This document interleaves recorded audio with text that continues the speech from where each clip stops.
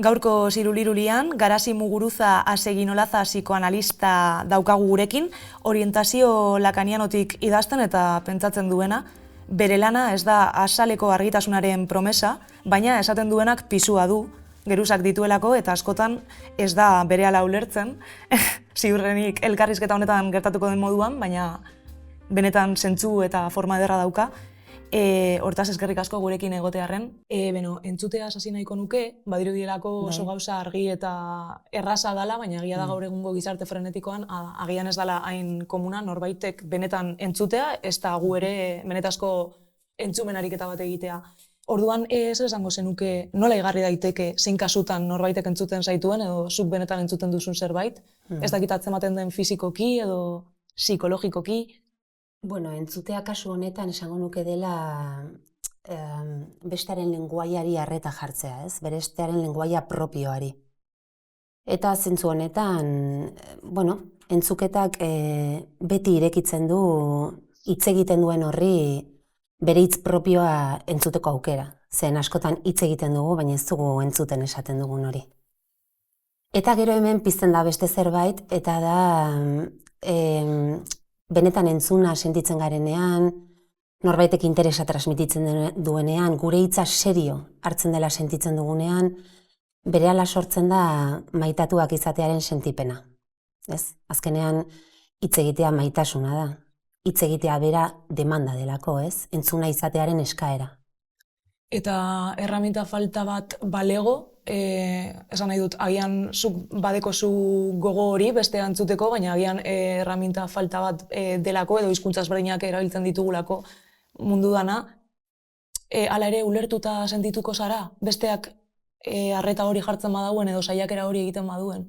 Bai, horretik esaten dizune, nik gehiago esaten dut alderdi klinikotik, igual testu inguru honetan, ez? Eta horrez du hainbeste inportan nik zer entzuten dudan. Horretik aipatzen dizun gehiago da hitz egiten duen horrek entzun alizatea esaten duen hori. Hortik azpimarratzen dizun gehiago. Bale, zu lakan gogoko dozu eta baitare horretan aditua zara, eta bai psikoanalizian sarri agertzen da ideia hau, hitzak ez direla neutralak, ezta? Orduan, ez dakit zure esperientzian, zein aurkitu duzun dela hitz batek utz dezakeen oihartzun edo, oihartzun hori, sama hori baitare batzuetan.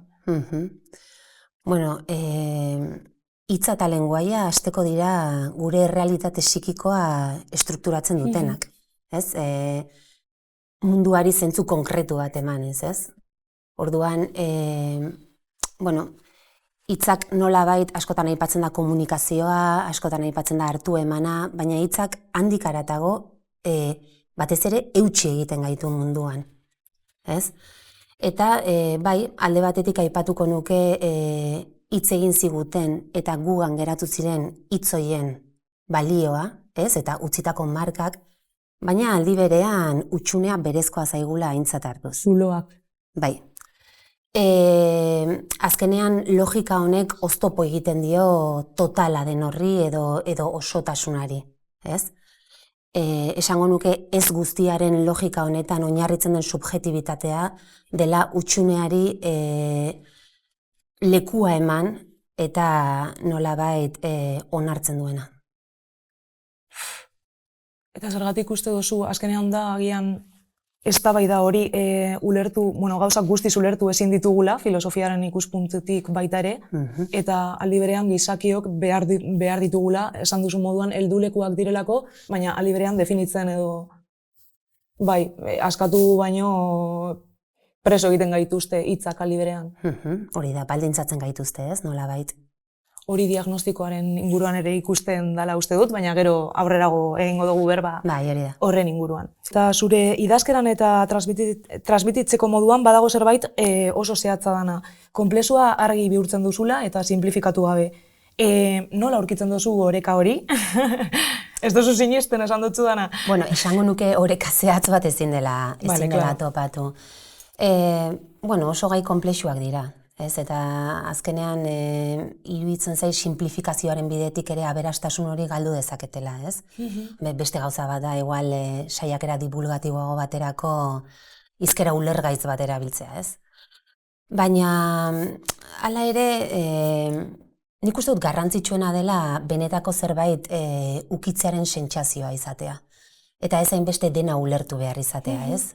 Azkenean, dena ulertu behar horretan, hitzarekin dena harrapatu behar horretan, horrek ez du desira gehiegi pizten. Ez zaitu gose zuzten, ez? Eta horrek jakin-mina itzali dezake. Iñaki Segurolak idatzi zuen bezala guztia buruz harrapatu nahi duenak buruak harrapa dezake guztiz. Eta egia da. Orduan, hau aurrerago garatuko dugu, baina bai zoramena arrazoiarekin harremanduta egongo litzateke zentzu handi baten, edo... Esaten da zoroak galtzen ez duen gauza bakarra arrazoia dela. Egia da, hori esan zendun kafe filosofiko. Aipatu genuen, bai. Zoragarria. Psikoanaliziaren barruan, suposatzen dut gauza paradosiko asko dauzela, baina egia da asko hitz egiten dela, eta gero baita ere isiltasunak edo badaukala bere pisua, edo bere lana egiteko bai garrantzi hori. Nola gertatu daiteke hau, edo zergatik... Bai, bueno, isiltasunaren bidez... Nola bereizten duzu, barkatu zein dan isiltasun hon bat, edo pertsona oso itxita dagoelako, eta ez duelako nahi berbarik egin, edo... Bueno, ez badu berbarik egin nahi, berari eman martzaio denbora, esan nahi dute, kasu hortan erresistentzia nire partetik izango litzateke horrekin arazoa izango banu, ez? Enuke bereiziko isiltasun bat igual ona edo hain ona ez dena, ez? Iruditzen zait isiltasunak bide ematen diola, hitz egiteari, eta hitz egiten duen horri bere esana martxan jartzeari, ez? Esaten duen hortaz ardura hartu ahal izateko.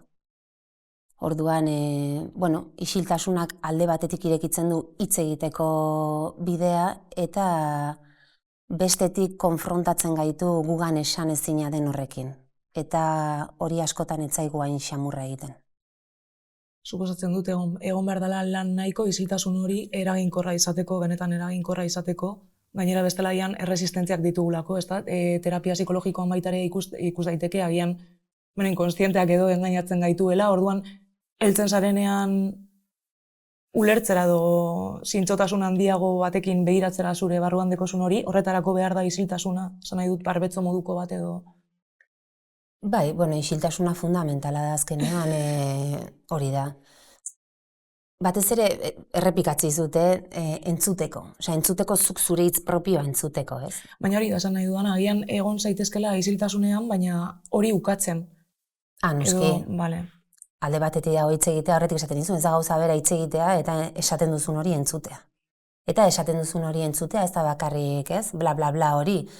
Doinua edo.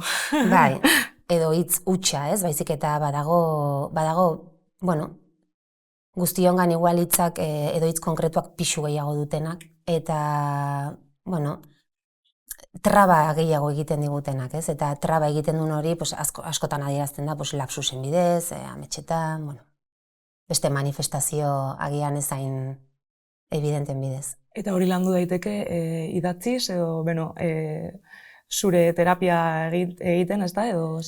Bai, ez da inbeste terapia, da gehiago ezagutza, bai, bueno, efektu terapeutikoak baditu, ez? Azkenean angustiatzen gaituen horren inguruan hitzak jarri ahal izatea badu baretze efektu bat. Zentzu horretan, bai, baina garrantzitsuena da norberari buruz zerbait jakin nahi izatea, jakin min hori, ez? Igual zuk aipatzen zenuen hori, ez? Bereiztea, ez? Gauza bat da hitz egitea eta beste gauza bat benetan jakin nahi izatea. Eta askotan ez dugu gehi jakin nahi. Eta izango dituzu pazienteak, suposatzen dut baita ere, bere burua engainatzen dutenak, suposatzen dut, zu gainera profesional batik, engainatzen dugu gure burua eta kanpotik beti da errazago ikusteko horrezegatik. Bai. Eta prozesu hori nola eramaten duzu, ez da? Azkenien, ez dakit, eman behar diozu tarte horiek isiltzeko, edo berba asko egiteko bapatien agian bera bilusteko jakin barik bai ukatu duen zati hori edo... Hori denbora... Ulertzeko da, ez? Bai, interes handia, baina jakintza gutxi. Denbora zentzu hortan berak markatzen du noski. Hori fortzatzeak ez dauka inongo zentzuri. Sintomari buruz, gaur egungo gizartean askok etzaia bezala bizi dutela esan daiteke, ezta? Edo partze bat jartzen saiola eta berriro ez begiratzeko. Zuk aldiz, zerbait esaten duen zerbait bezala irakurtzen duzu. Zer izango litzateke sintoma eta zer da esan nahi duen hori, ezta? Eta nola kudeatu dezakegu. Bueno, sintoma da gugan errepikatzen den hori, ez? Gugan insistitzen duen hori. Gauza da guk askotan ez dugula gure burua errekonozitzen, gugan sintoma egiten duen horretan, ez? Askotan besteak dira, lehenago horren berri ematen digutenak. Eta, bueno, beste modu batera esan da, badago ezagutza bat gugan, inplikatzen gaituena, eta gure ezagumenari ihes egiten diona. Orduan zerbaitek ezberdintzen bagaitu da askotan nola baloratzen dugun sintoma, ez? Nola baloratzen dugu bestearen sintoma, gabezia huts bezala, edo defentsa moduan. Ez? Eta gabezia bezala interpretatzen badugu, bueno, gure apostua gainetik kentzea izango da. Orduan, norbaitek analisi edo ezagutza propioago bat egin nahi balin badu, fundamentala da jakina izatea nola dagoen inplikatuta beregan sintoma egiten duen horretan, ez? Antzietatea, gaur egungo gaixotasun, ez dakit gaixotasun deitu ala ez, baina sintoma tipikoa, itsasbera batean bezala datorrela, esan daiteke. Nola bereizten dituzu antzietatea alerta denean, alerta une batean denean, edo antzietate hori hutsune bat estaltzeko era bat denean, eta baita ere kronifikatu egiten denean. Bueno, gauza bat da errealitateko elementu batek mehatxu egiten digunean, eta beste gauza bat da barne angustia. Ez? Lakanek aipatzen zuen angustia dela engainatzen ez duen afektu bakarra, arrazoiaren ertzean manifestatzen dena, eta zentzu honetan horregatik da hain garrantzitsua angustia dignifikatzea, eta ez hainbeste gainetik kendu eta eliminatu nahi izatea. Sintoma bezala hartzie, ez da, edo gutxienez ulertzean ondik datorren, eta... Bueno, ez dira zehazki gauza bera. Baina, angustiaz hori esango nuke, bai. Bale, ados. Lakanek, aipatu dozule oin, desirare aipatzen du, Lakanek desira aipatzen du etengabe, ez dala kapritzo bat, ez da? Zentzu horretan sintoma bat bezala ere jokatuko luke, sintoma bat izan gabe. Bai, sintoman beti dago, angustia eta desiraren arteko koagulazio hori. Bueno, desira esango nuke dela gizagiltzarria, ez? Zein da eroa? Ezin duena bere desira bestearen desirarekin elkarlotu. Edo tristura sakonean sartzen garenean desira eten delako, edo kontrakoa. Ezin gelditu, ezin diogulako desirari etenik eman, ez? Eta, bueno, ondo dakigun bezala, sistema honek ez du errespetatzen gelditzeko denbora, eta fundamentala da, gelditu alizatea berriroren martxan jartzeko, ez? Ezin da etengabe motorra martxan eduki. Guk ez bagu mugari jartzen, bestela gorputzak hitz egingo du. Eta baita ere, kapitalismo garai baten nun dana, desiragarria den dana kontsumitzeko eskuragarri dekogun, naiz eta agian beharrezkoa ez dugun, ez dakit horrek eragiten dauen... Bai, hori ez da desira agian, Vale. Sinistarazi nahi digute desira dela asebetetze hutsa, eta desira gehiago jaiotzen da faltan sentitzen dugun horretatik.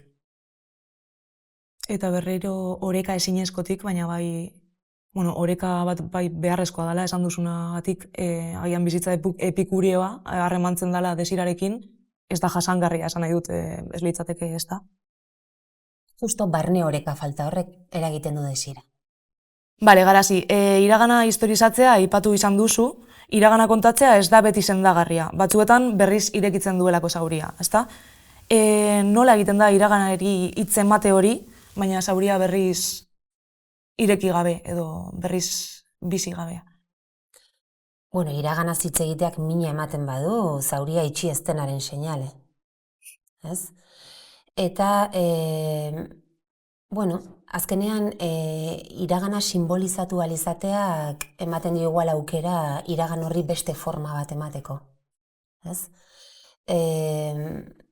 Hortik bereiziko nituzkenik pixka bat iragana eta historia. Ze historia da orainean historizatzen den iragana. Ez? Eta hortik aukera buelta berri bat emateko. Ze askotan iraganak pixu handia izan dezakeguan. Eta berrirore agian ez bakarrik ezagutzen duguna, baizik eta familiatik edo kontatu ez diren edo iraganeko kontuak ere sama bat daukatela esan daiteke. Sekretuak, isiltasunak, horrek sama handia izan dezake ere bai. Eta Beno, traumari buruz Mm. oso harremanduta dagoela kontzeptu guzti hauekin. Askok esaten dute badakit buruan, baina gorputzak beste zerbait egiten du, ezta? Badago, bueno, ez dakit nola azalduko zenuke zuk, nola adierazten den trauma gorputzan eta nola egin dezakeen trampa bai gure harretarekin zein kanpokoekin.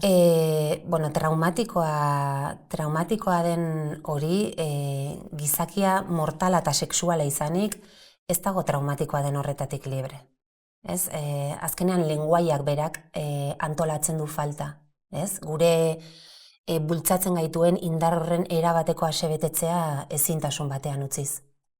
Eta lehen aipatu dugun barne oreka falta hori dago lotuta, ez? Gure angustiarekin. Adibidez, izan genduen Leire Bargasekin elkarrizketa duela gutxi, eta berak ere aipatzen zuen, artea edo konkretuki olerkiak idaztea, ez da, izan daitekela trauma bideratzeko edo... Bueno, psikoanalisi lakaniarra da bide bat, baina izan daiteke hori da artea, izan daiteke idazketa, poesia, ez, kasu honetan bezala, askotan aipatzen da psikoanalistak poetaren gandik ikasi behar duela, ez, nolabait esan ezina den hori ekartzen duelako, ez, horrekin kontaktuan jartzen gaituelako, ez, eta, nire ustez hori hortik datorra aberastasuna, ez, azkenan esan ezinetik abiatzen da, bai gure gorputz pultsionala, bai sintomak, bulkadak, kesira, angustia, aipatu duguna, horri lotuta ahotsa, begirada. Esan dugu azkenien utzune hori eta trauma, desioa eta antzietatea edo angustia direla gure erraietan agintzen edo, agintzen duten kontzeptu potolo batzuk. Horretaz aparte, esan genezake badagoela maitasun guztietan, ez bakarrik erromantikoetan, gaur egun harreman arloetan kodependentzia kasuak maiz agertzen dira, ez dakitzuk nola ikusten duzun kontsultan.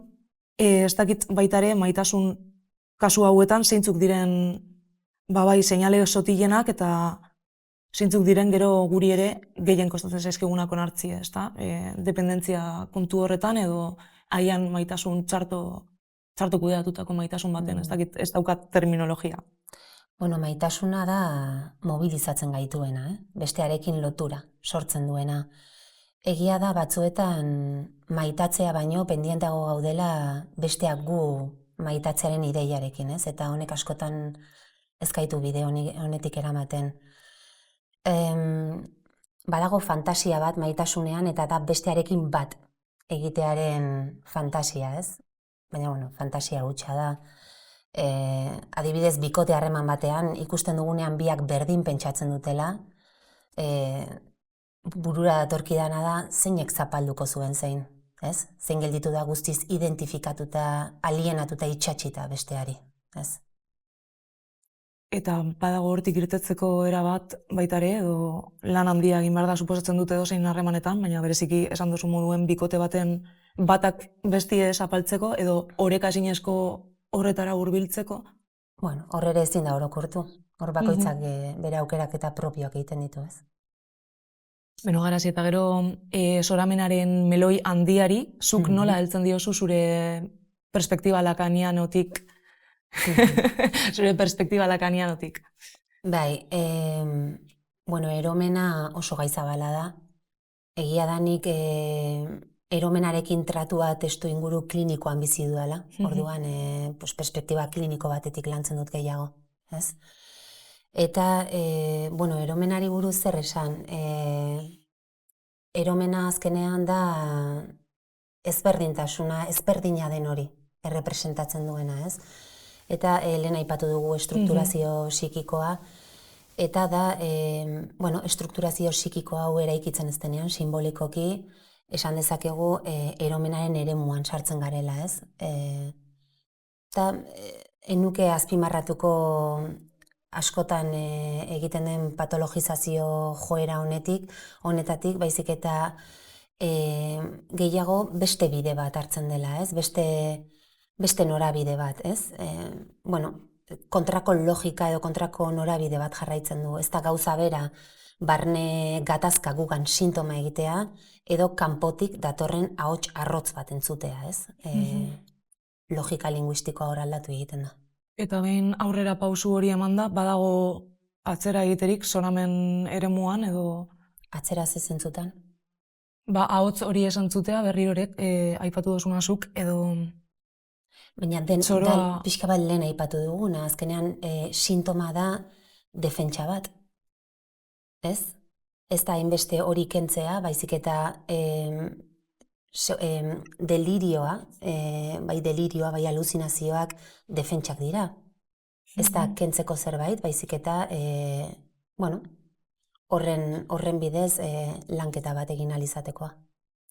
Eta lehen aipatu duzu baita ere badatorrela edo harremanduta dagoela besteari komunikatzeko ahalmena ez duelako, ez da? Edo ez dakit nola saldu duzu? Bai, gehiago desirari lotuta, ez da? Bestearen desirari, bai, hor bai izkera propioa dela erradikala, ez? Askotan esaten dugu eroa dela diskurtsotik at dagoena, ez? Benetan librea den bakarra, ez? Esaten da dela. Baina, hor ere askatasunari lotuta paradoxikoki da parasitatuen bukatzen duena, eroa. Ahotsen bidez, intrusio maila. Nola harremantzen dira, ez da, patologizazio hori eta diagnostikoaren kontua eta zein dira horren arriskuak edo? Patologizazioa ez da nobedade bat. Ez, ikusi behar da garai bakoitzan ze forma hartzen duen. Agian oraintxe bertan ez dauka lehengo eroetxe klasiko horren forma, baina, esan dezakegu gaur egun sotilagoa dela, kontzeptuala dela, ez? Eta askotan diagnostikoaren bidez ematen dela. Eta diagnostikoak izan dezake funtzio itxitegi simboliko baten funtzioa. Ez duna permititzen galdera irekitzea, eta azkenean murrizten duena, klinika murrizten duena sintomara. Osea, sintomara esan nahi dut, sintoma hau daukat, hau naiz. Ez? Hortara murriztuta geratzea, ez? Eta, klinikan, sintoman oinarritutako klinika bat ez dut uste oso aberasgarria denik edo nik enuke horren aldeko apostu bat egingo. Eta orduan nolako kudeatzen duzu klinikan aurkitzen dituzun kasuekin, ez da? Eta bai aipatu zendun kafe filosofikoan, nolabait esateko soroari bere sorotasun horretan ustea edo gutxienez bai antzat emotea, ez da? Edo lekua egitea soroaren sistema horri garrantzitsua dela, eta ez ukatzea edo agian horrek txikitu dezake estigma hori esan duzuna edo diagnostikoaren pisua. Bai, arazo dator eromena gaixotasun mentala bezala ulertzen dugunean. Horregatik azpimarratzen dut, da jarraitzen duela beste bide bat, ez? Ukatu gabe egon daiteken sufrimendu maila, eromenean. Orduan, pisuak kendu gabe, baina erori gabe azkenean lehen aipatzen unan ere eroa dela eromenak errepresentatzen duela ezberdina den hori. Ez, askotan badakigu ze gertatzen den eredu hegemonikotik kanpo geratzen den horrekin. Eta da, saiakera normatiboetan gizartetik kanpo utzi nahia, ez? Zertatzen saiatzea edo bestela kanpo, guztiz kanpo guztia. Gertatzen den bezala arrazakeriarekin, sexismoarekin. Beno, Garasi, eta animatuko zenuke entzulegoa psikoanalisiaren munduan sartzen, edo zein kasutan, eta zein profil psikologikori gomendatuko zenioke agian ate hori irekitzea, soramenari ate hori irekitzea, hainbatean. Enuke perfileta zitzeingo. Hor bereizi behar da agian psikoanalisi lakaniarra ezagutza bezala, ekarpen bezala, eta gero beste gauza bada agian psikoanalisi propioa. Ez? Bi gauza ezberdin dira. Eta normalean laguntza eskatzen dugu sintomak nahi baino gehiago molestatzen hasten direnean. Orduan, nik neuk bere garaian laguntza eskatu nuen nire sintomengatik. Orduan... Zu psikoanalista izan baino lehen, edo... Bai, psikoanalisi bat fundamentala da, psikoanalista izateko. Baina normalean egia da, sintomengatik ere hasten garela. Ez? Osea, ez da kasualitatez hartzen den bidea, ez? Orduan, gogoan dut, saiatzen nintzela nolabait nire angustia taponatzen, baina barruak oihu egiten duenean hobe hori entzun. Ziruliruli amaiera honetarako, zin esango zenuke zure ustez, dela psikoanaliziko esperientzia sumeena, baina altxorrik handiena aldi berean, ezta? Ez dana miresgarria edo heroikoa, baina bai momentu hori non zerbaitek buruan apurtu egiten da, edo erantzun berriak aurkitzen dituzu, edo ukatzen ibili zaren hori ikusten duzu? Bai, hau kasuz kasu izango litzateke, ezin da orokortu. Nire esperientzia propiotik esango nuke, altxorrik handiena izan da irabazitako askatasun gradua. Eta naiz askotan fantasiatzen dugun askatasun absolutu honi buruzari. Baizik eta baldintzatzen gaituen guzti hori aintzat hartuz, aukeraketa propioak egin alizatea. Eta hori asko da. Esaldi sakon honekin, ez dute zer gehiago gehituko, zoragarria iruditu zaidalako. Eskerrik asko. Gustatuko litzaiake beste gauzatxo bat aipatzea. Aipatu dut analisi propioa, baina nabarmenduko nuke ere bai transmisioa. Iruditzen zait askotan etzaiola ematen benetan daukan balioa, ez? Eta askotan transmisioak berak ere efektuak ditu. Gogoratzen badut, Carmen Gallanoren liburua ireki nuen lehen aldia, La alteridad femenina, niretzako enkontru bat izan zen, ez? Mundu bat ireki zitzaidan, edo eromenaren ingurua, Madrilen, psikiatria kritiko mugimenduarekin formatu nintzenean, ez?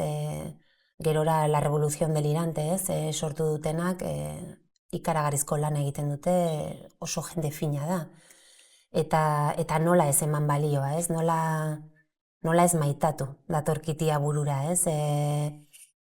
Zure aurre iritziak hankaz gora jarri dituen hori, zure zurruntasuna pixkal deundu duen hori, zugandik beste, ezberdina ez ezaguna den horrekiko jakimina ireki duen hori, ez? Nola ez maitatu.